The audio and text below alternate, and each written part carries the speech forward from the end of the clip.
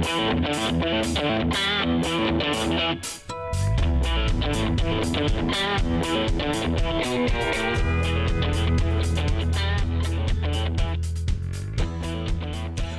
to Party Politics, where we prepare you for your next political conversation.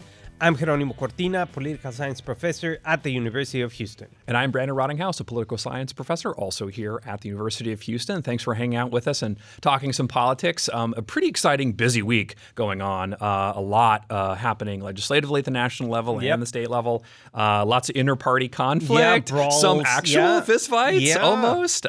We'll hope for next week. But at this point, it seems like everybody could use a break for the Thanksgiving holidays. But before that, Jeronimo, there's a bunch to chat about. A lot of people are just quitting, bail out. Actually, one of the big news of the week is that Tim Scott, who's a senator from South Carolina, is suspending his presidential campaign. He's not ending it, he's suspending it. Because there's an old adage in campaigns that says that it's not so much the campaigns end, that they run out of money. And he definitely ran out of money. So that's one huge issue. He says publicly, and it's actually kind of a surprise to his staff, who were uninformed about this, that he was suspending his campaign. But look, middling poll numbers, an inability to raise money, and just no way to kind of stand out in the Republican field means you're not going to go anywhere. And like you mentioned last week, and we've been talking about for the past few weeks, you've got a real kind of top cycle here, right, of Haley, Trump, and DeSantis. Can anyone else emerge? We don't know, but it's not going to be Tim Scott.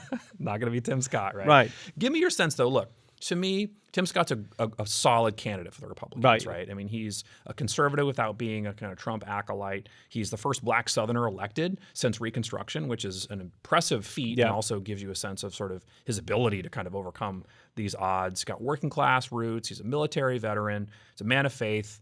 Like, why didn't it work? What's going on? Well, I think simply didn't work because the message. Yeah.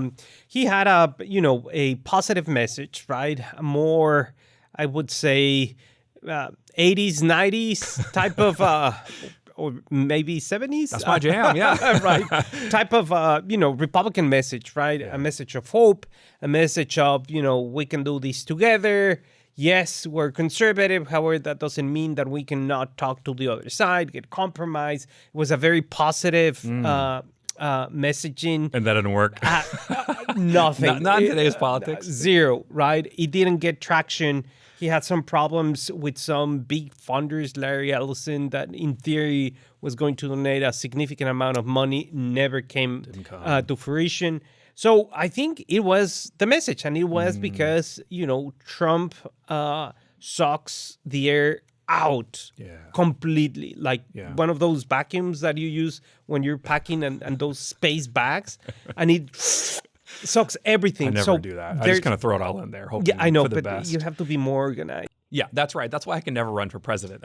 I know. You need to be organized. And that was another issue for him, too. And even the fact that he was from South Carolina, right, which is going to feature prominently in this race, he wasn't able to really get his ducks in a row. So that's a huge problem. But I actually want to ask you a different question. This became kind of an ongoing, I don't know if it's a question or an issue, but he is not married and has a girlfriend. And so finally the girlfriend, this last debate kind of comes out, and she's a interior decorator, I think, in South Carolina. It doesn't really matter. But that was something that did make it rounds in terms of questions about whether or not he was ready to run and competent to run.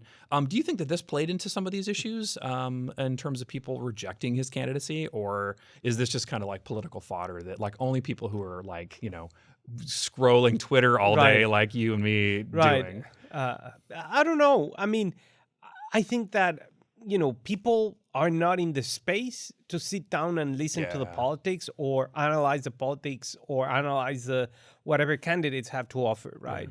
It's just, people want basics, right? Exactly. And we have seen in the debates, right?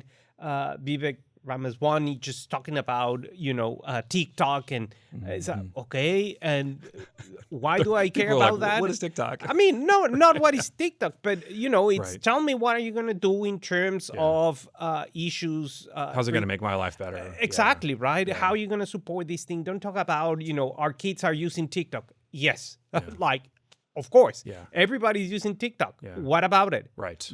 next? True How enough. are you going to grow the economy? How are you going to make healthcare more affordable, less affordable?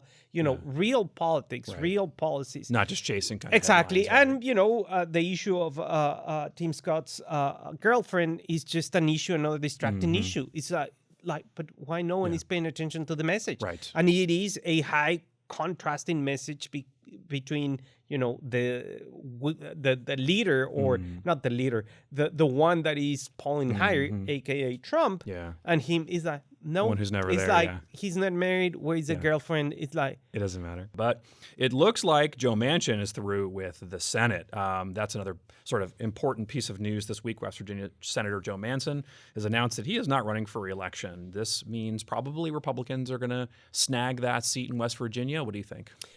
Probably. I mean, it is a consistently, red state that has become more and more conservative. To Trump plus 15 or something like right. He's definitely popular there. You never know, right? At these times, you never know. You never know if there's going to be, someone that is going to create another contrast. You have these issues of abortion. If the economy starts to pick up comes November. I mean, there's a lot of variables, right? Yeah. Right now, it's yes, maybe. Yeah. We'll have to see. That's three conditional unknowns. I know. But I'm with you because there's a lot of things we don't know. But one thing we do know is that the deal-making center in Congress is effectively being hollowed out, right? Manchin's leaving. You have Mitt Romney who's left. And if you look at the kind of trajectory of where moderates are in the Congress, especially in the Senate, it's basically like, a ghost town. We're going to talk about this next week when we talk more about political polarization because it's a symptom of that. But Correct. This actually has really strong implications for how things are going to get done in Congress. So that's one thing to worry about. True. However, my question is if Democrats really, really, really say, like, oh, yeah, Senator Manchin has my back. Yeah. And the answer to that is like, no. Sometimes. I mean, and perhaps strategically it would be easier to know that a Republican is going to be occupying that seat comes November. Yeah. I mean, or not, right? But you need someone that is going to be, okay, just let me know in which team you are. Yeah. I just want to know how are you going to bat this side or this side. Right. But you cannot be playing both sides. So for them, do I see it as a complete, I guess, something negative for Democrats in the Senate? Not necessarily. It's a mixed bag, right? Yeah. But I mean, they can count on him on some big stuff like the Inflation Reduction Act. That's something they got him on. But on other issues, maybe he's a little more wavering. And so that's an issue that they certainly are going to have to worry about. But I think on balance, I'd rather have the seat than not have the seat. No, of course.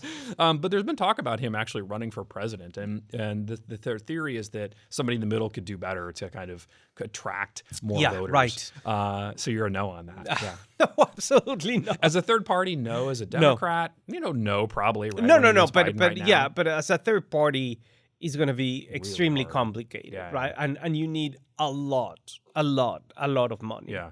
Speaking of money, the question I have with respect to Texas, because like West Virginia is all well and good, but let's talk about Texas, the thing that we care the most about.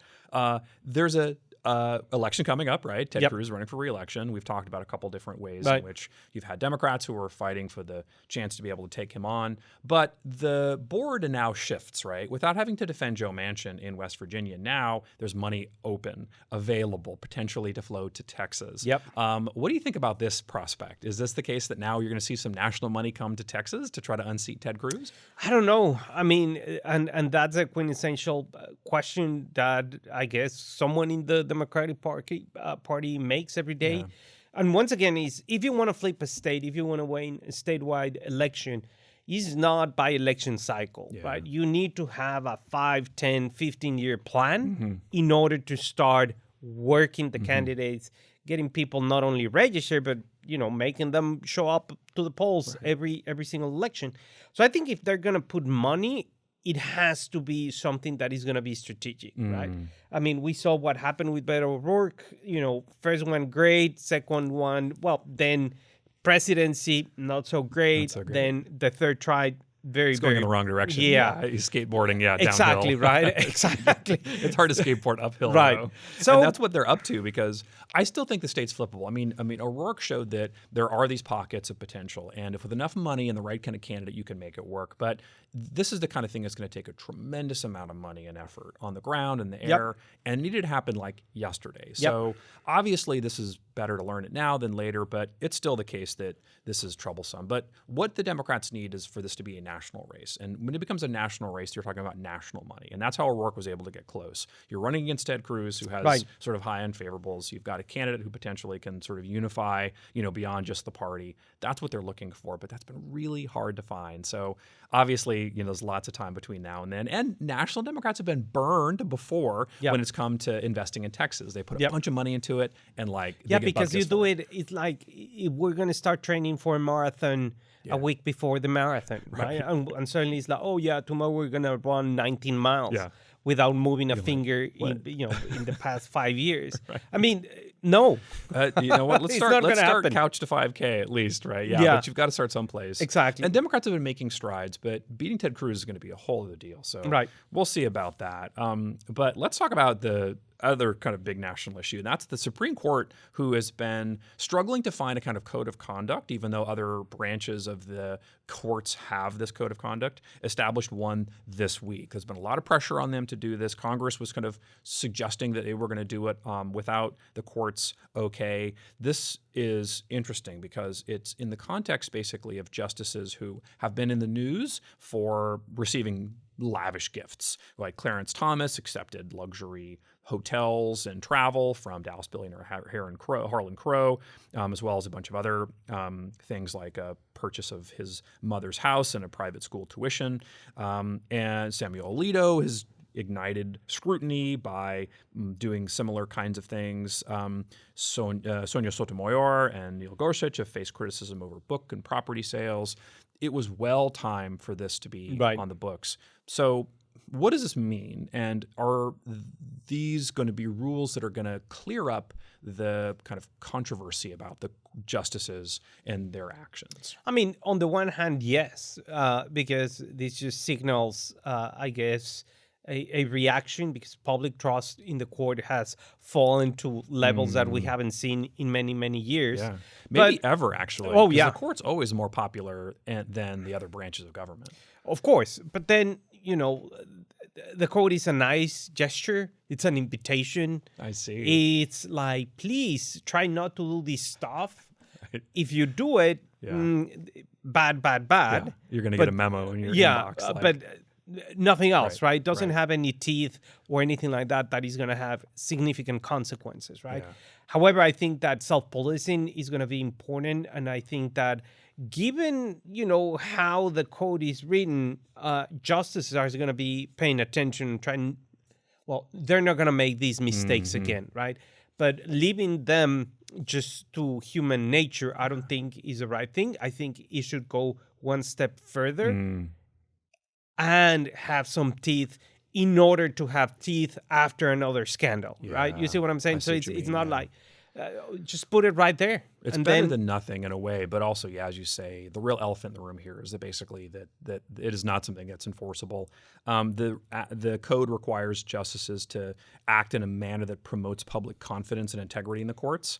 It's a little vague, right? It prohibits solicitation of gifts or practicing law in cases where they might have, to effectively come to the court, which could be, any case. Right.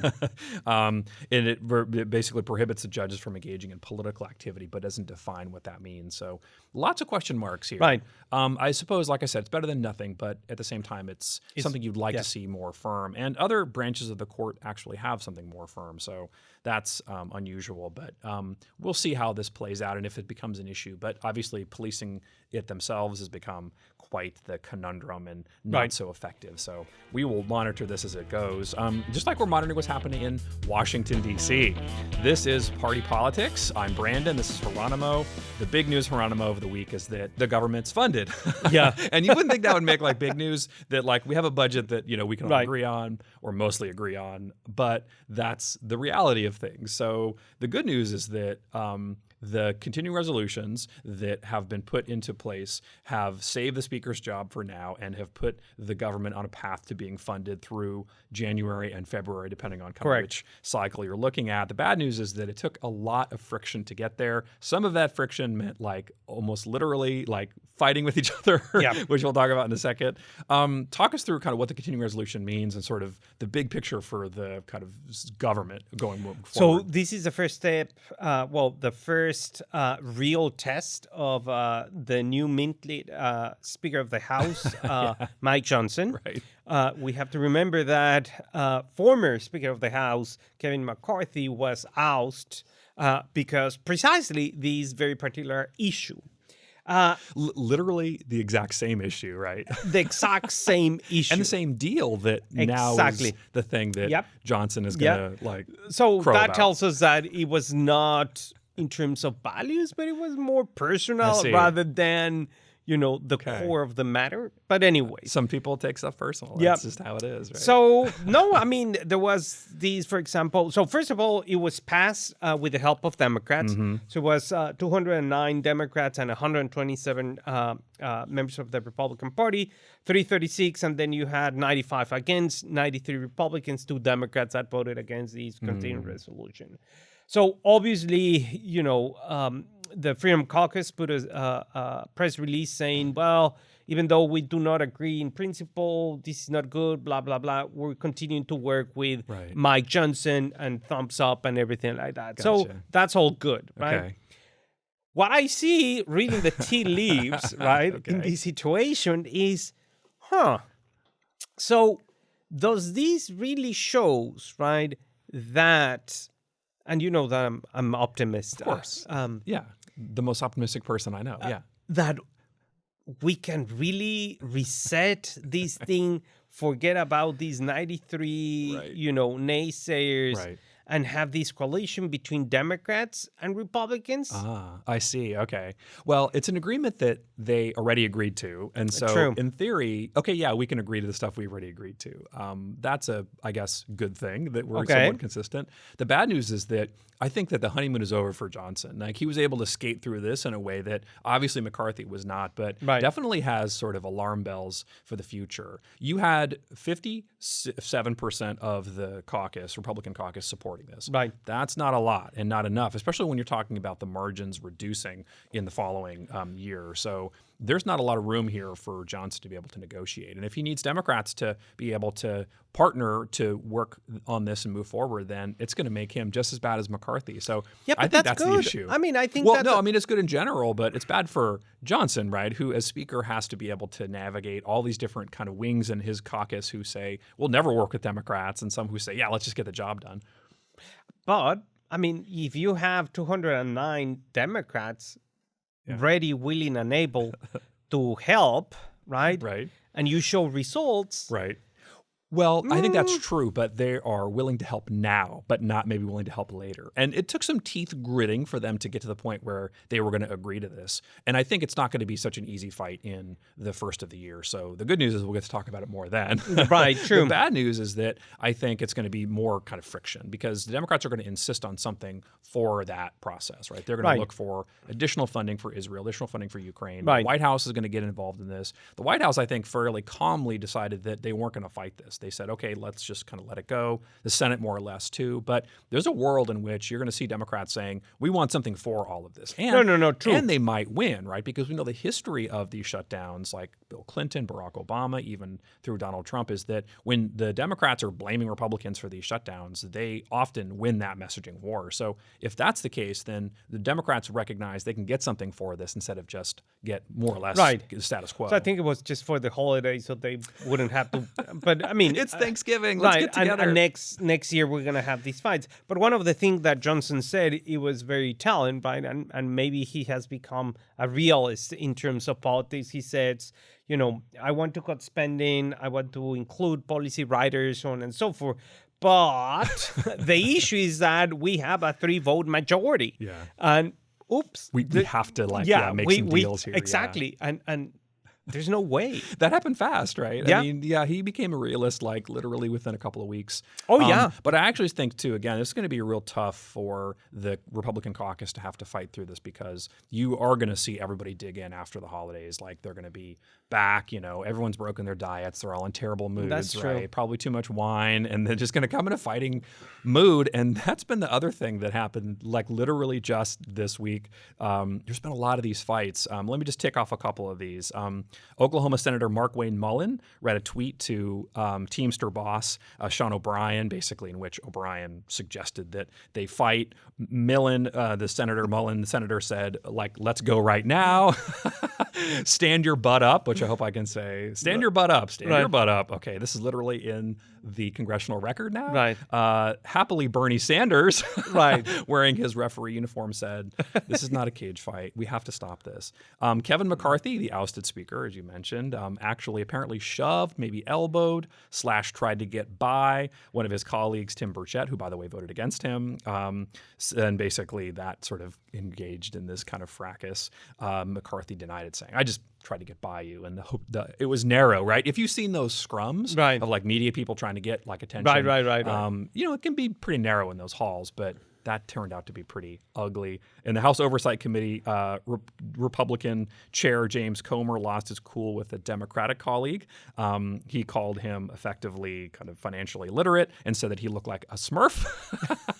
And he was wearing a blue jacket like you're wearing and like a blue tie. Are you calling me a Smurf? I'm calling you a Smurf. But you know what? You want to go? You want to go? There's so many Smurfs, though. Like, some Smurfs are like really good. They're smart and brainy Smurf and Dr. Smurf. And so, like, I take it as a compliment, I guess. Anyway, what does all this fighting mean? Are people just exhausted? Like, or is there something more deep here about political violence on the rise? Oh, I think it's both, right? Yeah. I think that people are, basically, on their own, I guess, universe, right? And that has very important implications in terms of how you communicate with other people. Mm-hmm. And we're going to talk about these more in next week's episode. But it's just, I don't want to give it away, but, it's just indicative of where we are as a nation and where we are in terms of the political process. Yeah.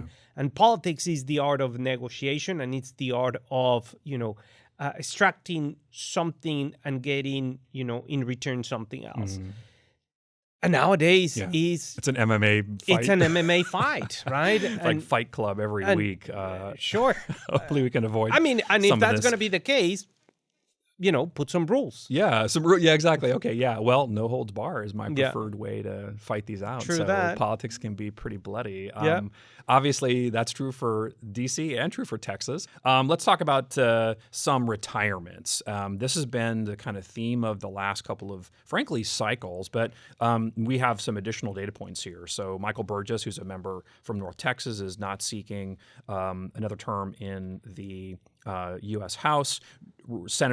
State Senator Drew Springer is saying he's not going to run for re-election. State House member Jeannie Morrison is announcing she's leaving.